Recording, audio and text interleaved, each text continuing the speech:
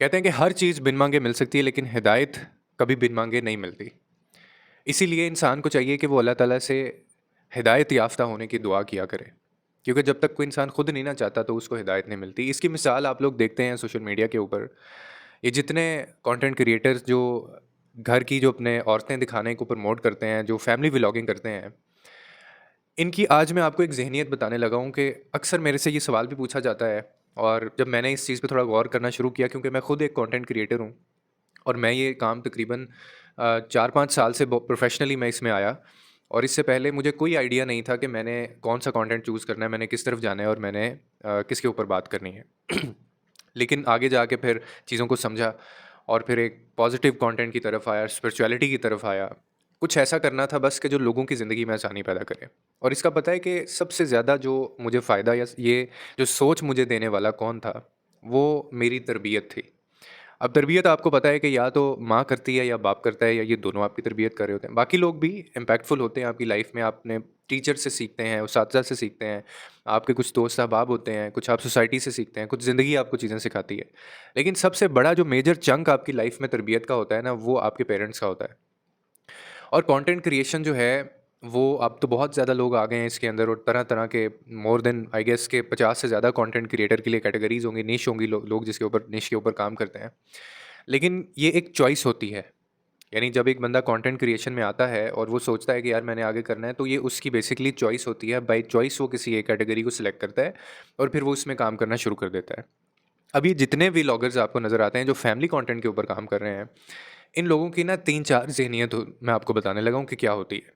पहला जो सबसे बड़ा इनकी लाइफ के अंदर जो ट्रेजेडी होती है ना, वो ये होती है कि इनके माँ-बाप ने इनको तरबियत इनकी की नहीं होती, ना होने के बराबर होती है।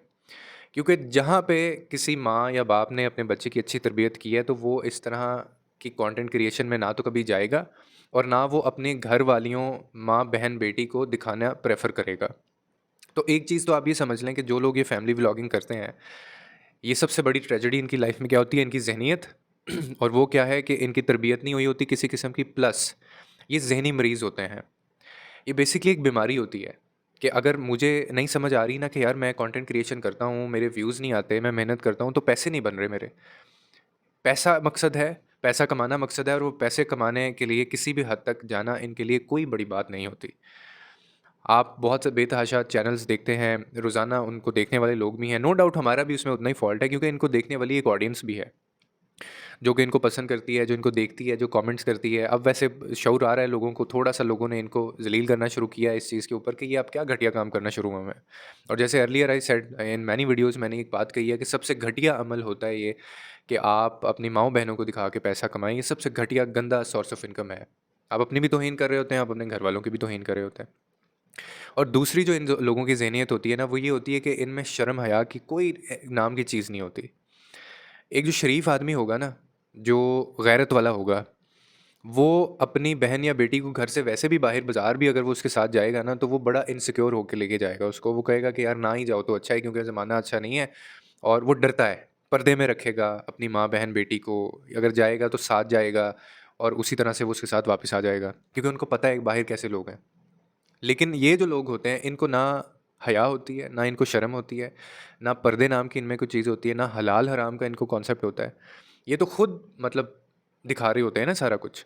और फिर जब इनको कोई कुछ कह देता है, तो फिर इनको तकलीफ़ बहुत होती है। और ये पता है लॉजिक क्या देते हैं? आप लॉजिक सुन के हैरान रह जाएँगे कि ये लोग, इन लोगों को जब हम कुछ कहते हैं ना कि आप जी अपनी बहन-बेटी को, माँ को क्यों दिखाते हैं आप? आप पैसा क्यों कमा रहे हैं? तो ये कहते हैं आगे से कि तुम लोग हसद करते हो हमारे पैसे से, या हमारे बहुत ज़्यादा आगे जाने से। ये हम लोग हसद करते हैं इन लोगों से, या जितने लोग इनके खिलाफ बोलते हैं वो हसद करते हैं इन लोगों से। भाई कौन सा हसद है? हमें तुमसे क्या हसद हो सकता है? पैसा तुम कमा रहे हो और घर बार तुम्हारा अच्छा चल रहा है, अय्याशियाँ तुम लोग कर रहे हो, हम तो वैसे भी गरीब आदमी तो वैसे भी पिस रहा है ना। तो इसमें हसद नाम की चीज़ कहाँ से आ गई? मतलब ये इनका असल में सेल्फ प्रोटेक्शन वाला एक वो होता है। आपको ये कहीं पे इंटरव्यू देते हुए भी नज़र आएँगे ना, तो ये आपको यही कहते हुए नज़र आएँगे कि बस लोग लोग जो है ना वो हसद बहुत करते हैं। अल्लाह का शुक्र है कि हम बहुत कमाते हैं और हमारे पास सब कुछ है दिया, गाड़ी, बंगला, मकान, सारा कुछ है, फ़ेम है, शोहरत है। ये शोहरत नहीं है। शोहरत ये होती है कि अगला इंसान आपकी इज़्ज़त भी करता हो।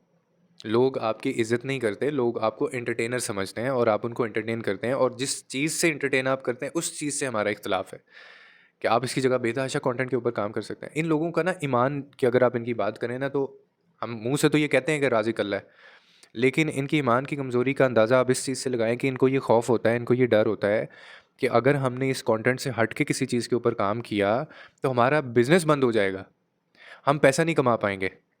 क्योंकि इनकी नज़र में इनकी ज़हनियत है ये कि उनको लगता है कि this is the only source of income and this is the only source जहाँ से हम लोग कोई रेवेन्यू या इनकम जनरेट कर सकते हैं। ये इनके ईमान की कमज़ोरी है, और किसी तरफ आप नहीं जाएँगे। इसकी एक दूसरी वजह भी होती है कि ये किसी दूसरी तरफ क्यों नहीं जाते, क्यों ये भलाई का काम नहीं करते, क्यों ये लोगों को मोटिवेट नहीं करते, क्यों ये अखलाकियात के ऊपर काम नहीं करते, क्यों ये लोगों को दीन नहीं सिखाते, लोगों को मज़हब नहीं सिखाते, क्योंकि इनके पल्ले ही कुछ नहीं होता, ये इस जोगे ही नहीं होते। अगेन वही बात आ गई कि पीछे से तरबियत जो है। और अब तो मैं हैरान हूँ, कुछ ऐसे चैनल्स हैं, कुछ ऐसे यूट्यूब चैनल्स हैं, कुछ ऐसी फैमिलीज़ हैं, ये कुछ 5-6 साल पीछे चले जाए ना, तो सिर्फ़ ये कॉन्सेप्ट था कि बंदा या बंदी या कपल आता था सामने, और वो अपना बेडरूम, अपनी बीवी, अपना शौहर, अपने बच्चे दिखा के पैसा कमाता था। अब इसमें माएँ भी इन्वॉल्व हो गई हैं। यानी अब इसमें एक माँ भी इन्वॉल्व है, और वो माँ भी अपने शौहर को भी दिखा रही है, शौहर सोफ़े पे बैठा है, माँ भी सोफ़े पे बैठी है, बहन भी इसी काम पे लगी हुई है, भाई भी इसी काम पे लगा हुआ है, और वो सारी बहनें इसी काम पे लगी हुई हैं। और फिर वो आगे से कहते हैं कि हमने हमारी बच्चियाँ जो हैं बड़ी कामयाब हैं। ये कामयाबी होती है इनकी। तो मेरे लिए तो डूब मरने का मुकाम है ये।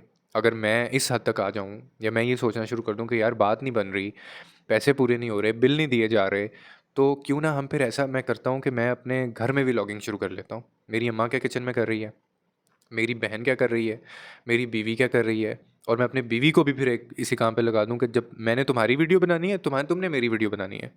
तो these are mentally sick people basically.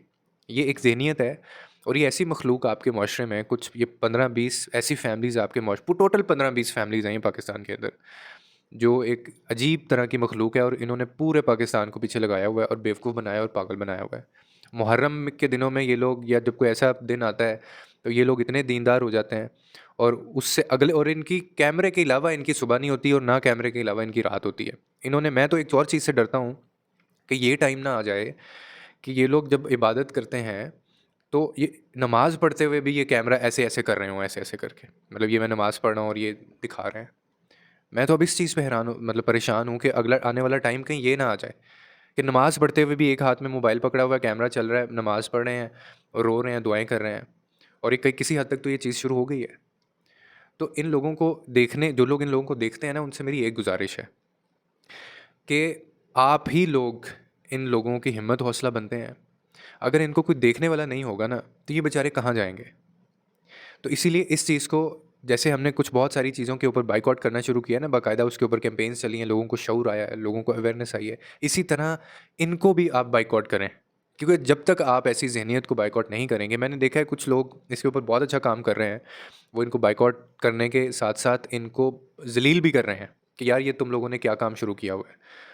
तो मैं, मेरे ख़्याल में ये वो बहुत अच्छा कर रहे हैं, क्योंकि आपके सोसाइटी के अंदर जब भी कोई बुराई होती है ना, और उस बुराई के ऊपर जो बंदा चुप हो जाता है ना, उसको उसकी बात नहीं कर रहा होता, उसके खिलाफ नहीं जा रहा होता, वो बंदा वो बुराई करने वाले से भी ज़्यादा रिस्पॉन्सिबल ठहराया जाता है कि तुम्हारे सामने ये सारी चीज़ें हो रही थीं और तुम एक लफ्ज़ नहीं बोले, तुम्हें इतनी हिम्मत नहीं हुई कि तुम उसको गलत को गलत नहीं कह सके। तो फिर तुम्हारा क्या दर्जा है, कौन सा दर्जा है? सबसे निचला दर्जा है इस्लाम का, कि आप अगर किसी को हाथ से रोक सकते हैं, आप हाथ से रोकें। नहीं, इतनी हिम्मत इस जोगे नहीं है। मुँह से रोक सकते हैं, मुँह से रोकें, अल्फाज से, ज़ुबान से, इतनी भी हिम्मत नहीं है। दिल में बुरा जान लो यार। और जो बंदा दिल में भी बुरा नहीं जानता और बोलता नहीं है, वो उससे भी निचला दर्जा है, उसका हिसाब किताब ही नहीं होना। तो इसीलिए इन लोगों का बाइकआउट करें, इन लोगों को रियलाइज़ करवाया करें, और कभी भी मेरा ये मशवरा है आप लोगों को कि इन लोगों से इंस्पायर ना हुआ करें, क्योंकि इनकी सुबह भी इधर से ही होती है, इनकी रात भी इसी इधर से ही होती है, और इनकी ज़िंदगी में सिर्फ़ यही एक काम है, यही एक मकसद है, और इन्होंने ऐसे इस दुनिया से आगे चले जाना है, और आगे जाके इनकी पकड़ है। क्योंकि ये जैसे जो ये दिखाते हैं, जिन चीज़ों के पीछे इन्होंने लोगों को लगा दिया है, जैसे सवाब होता है ना, सदका जारिया होता है, इसी तरह ये गुनाह जारिया होता है कि जितने लोग इनको देखते हैं, जितने लोग इनसे इंस्पायर होकर इस तरह के धंधे शुरू कर लेते हैं, ये सारे का सारा जो है ना, ये इनको गुनाह जा रहा होता है, और इन्होंने इस चीज़ का हिसाब देना है। तो अगर मेरा कोई ऐसा भाई साहब यूट्यूबर देख रहा है जो फैमिली व्लॉगिंग के ऊपर काम करता है, तो उससे मेरी बहुत बड़ा गुजारिश है कि अपनी नस्लों के लिए भी, अपने आने वाली नस्लों पे भी रहम करें, और अपने ऊपर भी रहम करें। आप क्या सोसाइटी को सिखा रहे हैं, आपका क्या कंट्रीब्यूशन है सोसाइटी के अंदर? Stop this. वेयर एज़ आप दुनिया के दूसरे यूट्यूबर्स को देखें, वो बेचारे चैरिटीज़ के काम करते हैं, वो लोगों के काम आते हैं, नाबीना लोगों के इलाज करवाते हैं, वो हॉस्पिटल्स को जो है वो फंड्स देते हैं, मिलियंस ऑफ डॉलर्स देते हैं, और आप लोग शादी ब्याह के ऊपर ये ऐसा पैसे लुटाते हैं कि ऐसे हम लोग अंबानी को देख के हमने कहा ना कि वो कैसा पैसा लुटा रहा है। इस कौम के पास भी इतना पैसा आ जाए ना, ये उससे ज़्यादा लुटा के दिखाएगी आपको, क्योंकि तरबियत नहीं है। उम्मीद करता हूँ आपको इस वीडियो से कोई ना कोई अंडरस्टैंडिंग मिली होगी। लोगों के लिए आसानियाँ पैदा करें, रब आपके लिए आसानियाँ पैदा करेगा।